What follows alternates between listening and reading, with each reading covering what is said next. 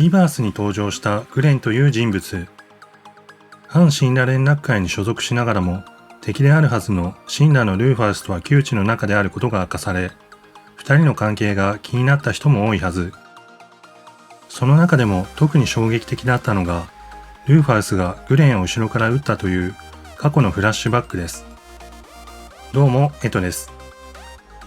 今回はこの衝撃的な過去に至るまでのグレンとルーファースの関係を描いた重要なエピソードを解説し、そこで明かされた真実を見ていきます。この動画を見れば、グレンとルーファースの関係、反シンラ連絡会がどのようにしてウータイ暫定政府を打ち立てたのか、そしてリバースでは曖昧だったグレンの生死について、すべてが理解できるはず。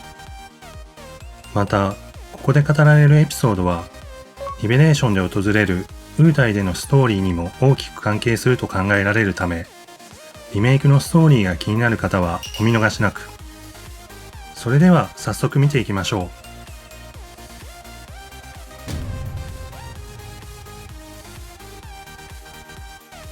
まず最初に、グレンの人物像についてですが、こちらに関しては、すでに投稿したこちらの動画で詳しく解説しているため、ここでは省略します。グレンのことを詳しく知らないという方は、概要欄のリンクから視聴してみてください。また、グレンと関係のある人物については、グレンとセフィロスに影響を与えた少年、ローゼンとの関係を描いたエピソード、そして、若き日のセフィロスとの関係を描いたエピソードを解説した動画もありますので、これらが気になる方は、概要欄のリンクから合わせて視聴してみてください。それでは早速、ラリオル群島での任務を終え、シンラを抜け出したグレンたちのその後のエピソードを見ていきましょ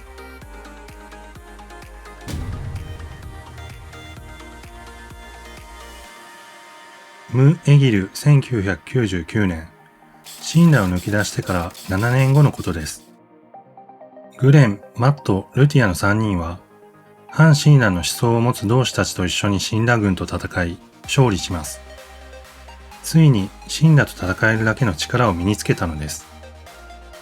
マットとルティアは一緒に戦った同志たちを称えます。グレンは反シンラ連絡会の旗を掲げて、この勝利は反シンラの新たな一歩となると演説して、シンラを倒して世界を変えようと同志たちに呼びかけます。そしてグレンたちはこの初勝利をかみしめながら、ここに至るまでの苦労を思い返すのでした。ラディオル群島での任務で戦争にもシンラにも嫌気がさした3人はシンラを抜けて逃げ出します。しかしシンラの息がかかっていない場所などどこにもなく、身分を隠して各地を転々としていました。そして行くあてもつき途方に暮れかけた時、グレンは思い至ります。居場所がなければ作ればいいんだと。グレンはシンラに依存しない集落を作ることを目標に決めます。今までに培ってきた軍事込みのサバイバル経験やマットの知識を総動員して自給自足を始めたのです。そうしていくうちに少しずつ賛同者や支援者も現れるようになり、数年後には交易ができるようになりました。しかし、それを台無しにする出来事が起きます。ム・エギル1995年、シンラを抜き出してから3年後のことでした。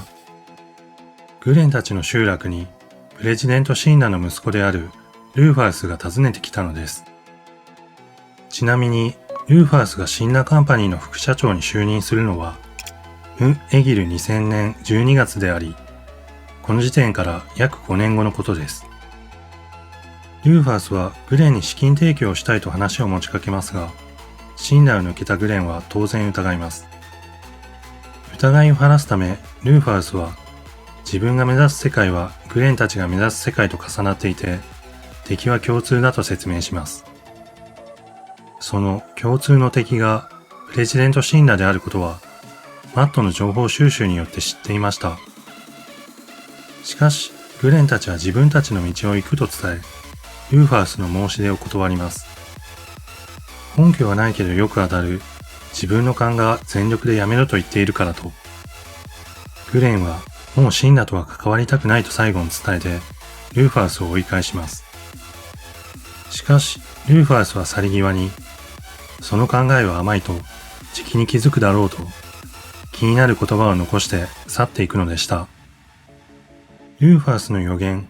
というよりも、警告や脅迫とも取れるその言葉は、すぐに現実となります。火事でグレンたちの村が焼き滅ぼされたのです。犯人はシンナに金をつかまされた裏切り者でした。この出来事をきっかけに、ルーファースの言う通り、シンナと関わらずに生きることは不可能だとグレンは悟ります。こうして再びゼロから新たな道を探さなければならなくなったのでした。場面は再び初勝利の時に戻ります。グレンはこのままシンナなき世界を推し進めようと演説し、同志たちを鼓舞します。そして反シンナ連絡会のスフール総督から新しい指示が届いたことを伝えます。我々の次なる目標は最前線にいるシンナ軍の壊滅。これは我々と同じ反シンナの志を持つウータイを支援する作戦だ。この成果をもってウータイの民の支持と信頼を勝ち取り、懐に入り込むと、そう、次の作戦は反シンナ勢力の一つであるウータイを支援し、その懐に入り込むことだったのです。グレンの言葉に耳を傾ける同志たちは、姿なきスフールの名前を呼び、スフールを称えるのでした。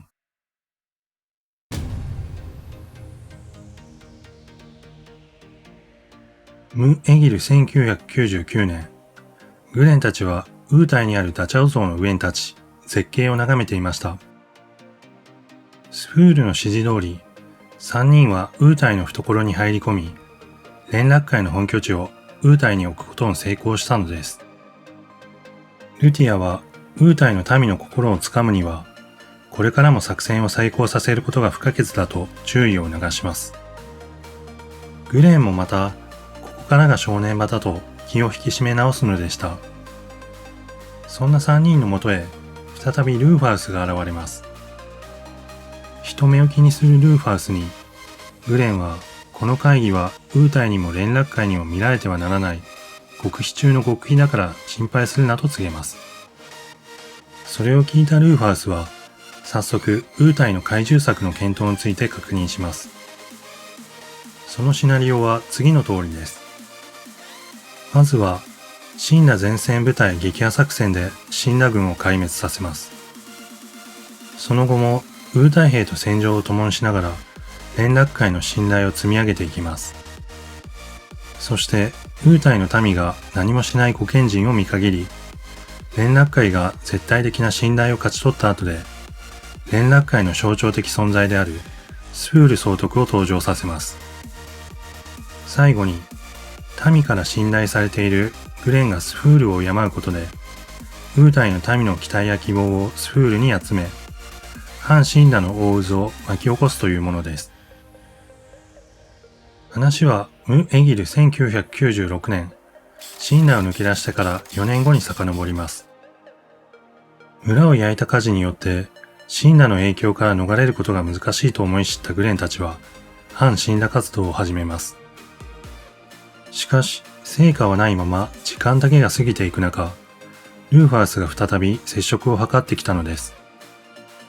グレンはルーファースの言った通り、シンナに関わらないというのはただの逃げで、そもそもそんなことは不可能だったと認めます。自分たちの甘さに気づいたグレンたちに、ルーファースは改めて協力しないかと提案します。しかしグレンは、それでも自分の勘がノーだと言っていると伝えて断ります。そこでルーファースは、試しに共同作戦をやってみないかと提案し、結論はその後で出せばいいと譲歩します。シンナを倒すという目的が同じルーファースと本当に協力ができるのかどうかを判断するために、グレンたちは小規模な行動で効果が高い作戦をひとまず決行することをするのでした。作戦のターゲットは荒野の砂ぼこりに紛れたシンナ軍施設でした。そこにある倉庫を破壊し、運搬車を奪うことが協力の条件だったのです。しかし3人は妙だと感じます。護衛が想定よりも少なく、見えているのはおとりの運搬車の可能性もあると感じたからです。そこで一旦様子を見ることにしますが、そこに援軍らしきヘリが到着します。なんとヘリから出てきたのはセフィロスだったのです。マットの情報収集でもわからなかったセフィロスの出撃に、自分たちの作戦が気づかれたのではないかと疑います。ルティアはセフィロスがいたら勝ち目はないと話し、グレンに作戦実行の判断を委ねます。その時、兵士の会話から、セフィロスが来たのは上からの急な指示があったからだと聞き、3人は驚きます。ルティアは真っ先にルーファースがこちらの情報を流したのではないかと疑います。マットは自分たちもルーファースを全く信用していなかったんだからお互い様だと語ります。そしてこれはルーファースからの警告で、協力する気がなければ自分たちをシンナに売るというメッセージなんだと伝えます。ルティアがグレンの勘はやはり正しかったと話すと、グレンは笑いながら、最初から自分たちはルーファースに負けていたんだと語ります。そしてこの状況が自分たちの村が焼かれた時と似ていると思わないかと伝えます。そう、村を焼いた裏切り者が繋がっていたのはシンナではなくルーファースだったということです。グレンはルーファースにしてやられたことで分かったことが2つあると語ります。1つ目はシンナもルーファースも自分たちでは到底かなわない相手だったということ。2つ目はルーファースは本気でプレジデントシンナを潰そうとしているということ。こうしてグレン率いる反シンナ連絡会はルーファースと正式に協力することを誓うのでした。シンナが存在しない世界を作るという共通の目的のもとに、初の共同作戦から戻ったグレンはルーファースと再び面会します。そして本気で騙し合いながらシンナのない世界を作り上げようと皮肉を込めながらも正式に協力することを伝えます。早速グレンは何をすればいいのかとルーファースに尋ねます。ルーファースは大事なことは心のままに戦うことだと伝え、グレンたちの姿や生き様を見せ、ウータイの民を震わせ、世界の反シンナの炎をたぎらせろと熱く語るのでした。場面は再びダチャオ像の上に戻ります。ウータイに入り込むことに成功したグレンは、望み通りいい働きをしてるだろうとルーファースに尋ねます。ルーファースは自分だけではここまで来れなかっただろうとグレンたちの活躍を認め高く評価します。そして同じ志を持つ者たちが各々に描いた絵を持ち寄って出来上がる壮大な一つの絵、すなわち死んだなき新しい世界がいよいよ完成するのだと熱く語ります。グレンは成功は目前だからその先の未来の話をしないかと語り、そのために何をすればいいかと尋ねます。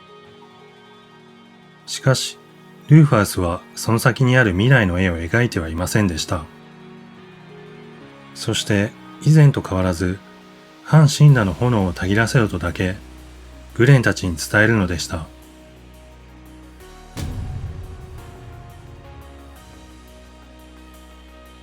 場面はシンナ前線部隊撃破作戦の拠点へと移ります。グレンはこの作戦に集まった反シンナ連絡会の同志たちに作戦の決行を伝えます。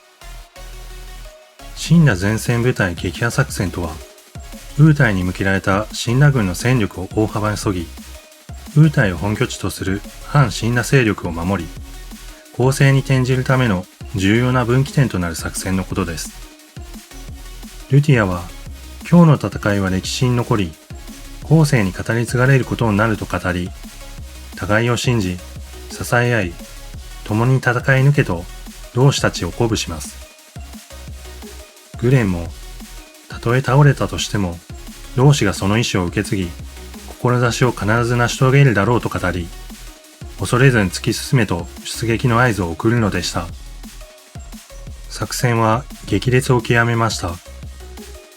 最前線に配備されたシンナの部隊は最新鋭の兵器を駆使していました。これに対して連絡会は志願兵のウータイの忍びとともに多くの犠牲を出しながらも戦い抜きました。その結果、勝利したのです。こうして勝利をもたらした反シンラ連絡会はウータイの民に熱狂を持って迎え入れられます。グレンたちはこの勝利がウータイの平和と団結、そしてさらなる発展につながるだろうと語ります。そして自分たちはこれからも反神羅を掲げて活動を広げていくことを伝え、神羅なき世界をウータイから広げようと演説するのでした。こうしてウータイには数々の反神羅勢力が続々と集結しました。反神羅連絡会も各地で快進撃が続き、世界中に同志が増えていったのです。ム・エギル2000年、ウータイを本拠地としてから1年後のことです。神羅との戦争は泥沼化し、終わる気配が見えなくなっていました。ウータイは戦後の復興がままならなくなりそうなほど疲弊していましたが、こんな状況になっても御賢人は生還を貫いていたのです。ウータイの敗戦が決定的になる中、神羅の内部でも危機が起きていました。それはソルジャー大量失踪事件です。事件の首謀者を探しにセフィロスがウータイに向かった。そんな知らせがルーファースからもたらされます。そのおかげでウータイ軍にも神羅の侵攻を知らせることができ、万全の態勢で迎え撃つことができたのです。その後、セフィロスを相手に善戦したものの、結局勝利を収めることはありませんでした。しかし、これこそグレンたちが待っていた機会でした。ルーファースとあらかじめ話し合っていた通り、反神羅連絡会は戦争が終わった混乱に乗じてウータイに革命を起こし、暫定政府を打ち立てることに成功したのです。グレンはウータイの民に向かって、戦争は終わっても神羅はまた攻めてくると伝え、それに備えて体制を整えようと語ります。また、本当の政府は神羅を完全に倒して、戦争が本当に終わってから全員で選び出すものだと語ります。そしてその日が来るまでは、スフール総督率いるグレンたちの反神羅連絡会が暫定政府としてウータイを全面的にサポートすることを演説するのでした。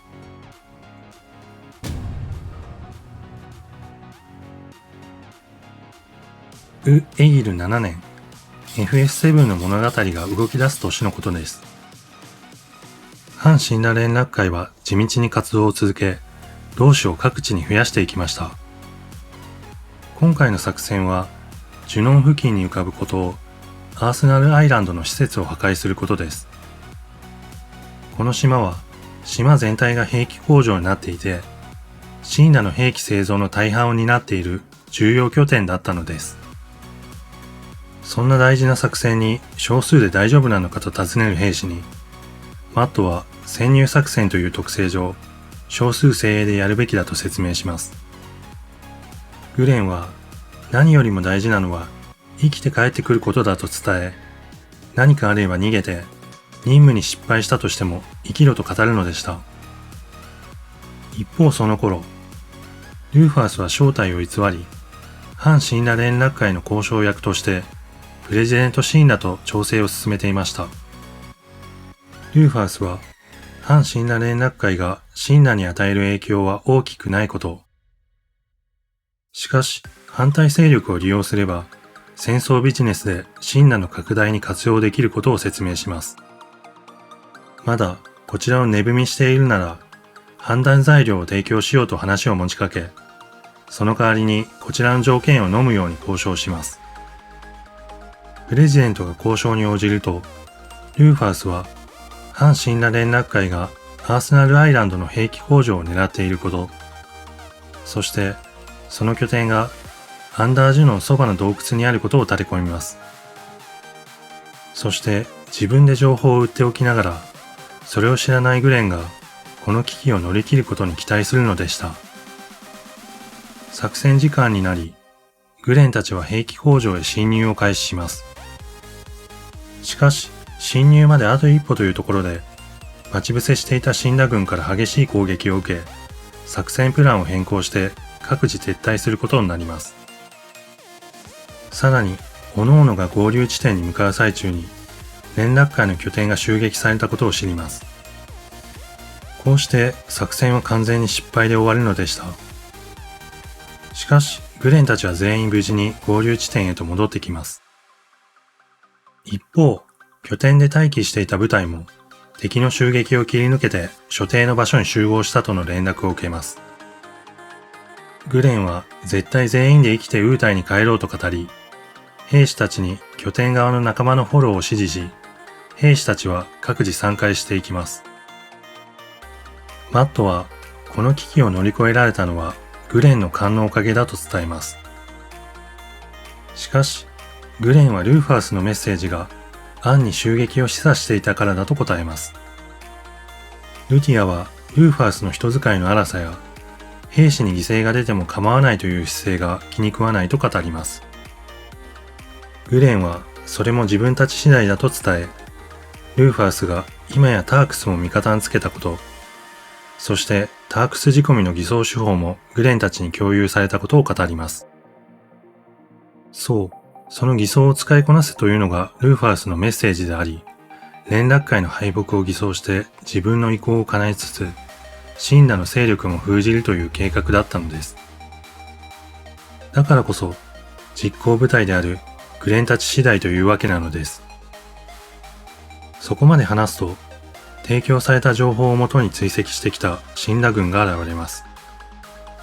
さらに、その間を割ってベヒーモスが登場します。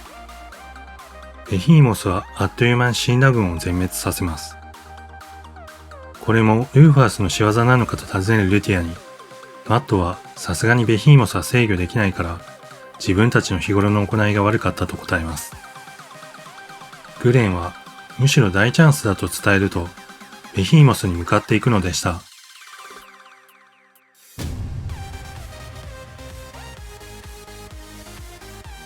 グレンたちはベヒーモスに見事に勝利します。しかし、ベヒーモスが暴れたせいで島全体が沈みかかります。それはグレンたちにラリオル群島での任務を思い出させるのでした。グレンはセフィロスと一緒だったことを思い返し、ルティアはセフィロスが自分たちより先に死亡したことを残念に思います。マットはローゼンの話通りならライフストリームの中で再会できるはずだと語り、自分たちが急に消えたことをセフィロスは怒っているかもなと話します。それを聞いたグレンは、セフィロスを傷つけてでも選んだ道なんだから、セフィロスとの再会は全部が終わってからだと語ります。そこに連絡会のヘリが到着します。グレンは電話で連絡を受け、ヘリには2人しか乗れないことを伝え、マットとルティアを先に行かせます。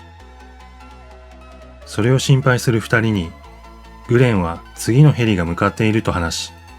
自分の勘が間に合うと言っているから大丈夫だと伝えます。そして、やることをやりきって、またセフィロスと会ったら、今度こそセフィロスの望みをすべて叶えてやろうと3人で約束するのでした。無事に次のヘリに乗ったグレンを待っていたのはルーファウスでした。グレンは随分とこき使ってくれたなと皮肉を言います。ルーファウスはベヒーモスの襲撃というハプニングさえも乗り越えるグレンたちの悪運の強さを称え、計画はすべて成功したことを伝えます。グレンは迎えが早いこともハプニングかと疑いますが、ルーファウスはグレンと二人きりで話す必要があって、予定より早く出発したからだと答えます。グレンは手のひらで転がされていることが気に食わず、余裕ぶっているといつか飼い犬に噛みつかれるぞと忠告します。しかし、ルーファウスはその時はすぐに消すさと、何のためらいもなく即答するのでした。二人はようやく本題に入ります。ルーファウスは先日プレジデントシンラと合意にこぎつけた連絡会とシンラの戦争に関するプランについて、シンラ側から再度調整をしたいという連絡があったことを伝えます。死んだ側の条件はスフールとの会談でした。ルーファウスは自分がスフールであることを明かすわけにはいかないため、代わりにグレンたちに交渉を任せたいと伝えます。グレンも死んだ側が直接スフールに合わせるということは想定しており、プラン F を発動して自分が説得すると返答します。ここでルーファウスに電話が入ります。ルーファウスは連絡を受け、驚いた様子を見せますが、その直後突然笑い出します。その様子を見ていたグレンは、何か悪いことでもあったのかと尋ねます。ルーファウスはむしろ状況が好転したと語り、空からエーテル、すなわち棚からぼたもちだと答えます。それならいいと話すグレンは、何があったのかと尋ねます。ルーファウスは目的地を変更し、ミッドガル付近に着陸するようにパイロットに伝え、グレンにはヘリを降りてから話すと伝えるのでした。ミッドガル付近に着陸した二人は、二人きりになれる場所まで移動します。早速、話の内容を確認するグレンに、ルーファウスはプレジデントシンナが殺されたことを伝えます。グレンはそれを聞いて驚き、誰の仕業だと尋ねます。情報が錯綜していると答えるルーファウスに、グレンは何にしろ空からエーテルだと話し、シンナのど真ん中に大きな穴が開いたことを喜びます。そしてついに共通の願いが叶うと話し、シンナなき世の中の到来だと語ります。しかしルーファウスは変革のスピードが速すぎだと伝え、当面はこれまで通り、シンナが世界の中心になって全体を指導するのはどうかと提案します。さらに、これは支配ではなく指導だと念を押します。しかし、グレンはそれはないときっぱりと断り、シンナの名が残れば結局同じことだと答えます。今回のルーファウスの提案がらしくないと感じたグレンはどうしたのかと尋ねます。提案を断られたルーファウスは、お前を試したと言うと、グレンに銃を向けます。プレジデントなき今、グレンをこれ以上利用する必要もなくなったからです。後ろから銃声が鳴るのを聞いたグレンは、そのまま凶弾に倒れるのでした。そう、この場面がリバースのあの過去のフラッシュバックにつながるのです。気がつくとグレンは、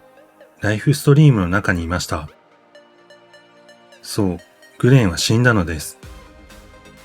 グレンは結局誰も助けられなかったことを悔やみます。グレンに、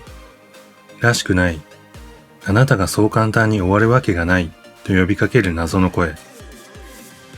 グレンはその声に、そうだなと答えます。続いて、ぶん殴るぞグレンと呼びかける謎の声。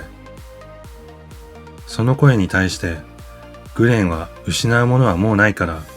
目的のためなら何でもやってやると意気込むのでした。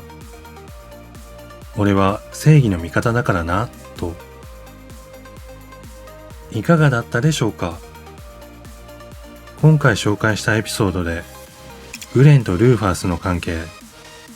反死んだ連絡会がどのようにしてウータイ暫定政府を打ち立てたのか、そしてリバースでは曖昧だったグレンの生死について、その全てが明らかになったはずです。このエピソードは間違いなくリベレーションにもつながる重要なエピソードです。特にリベレーションで訪れるウータイでのストーリーには大きく関係するでしょう。このチャンネルでは今後も FS7 やその他のゲームに関する動画を投稿していく予定です。この動画がいいなと思った方は動画制作の励みになりますので、グッドボタンやハイプ、SNS での共有をしてもらえると嬉しいです。今後も情報が気になるという方は、チャンネル登録とベルの通知をオンにしてお待ちいただければ幸いです。それではまた別の動画でお会いしましょう。エトでした。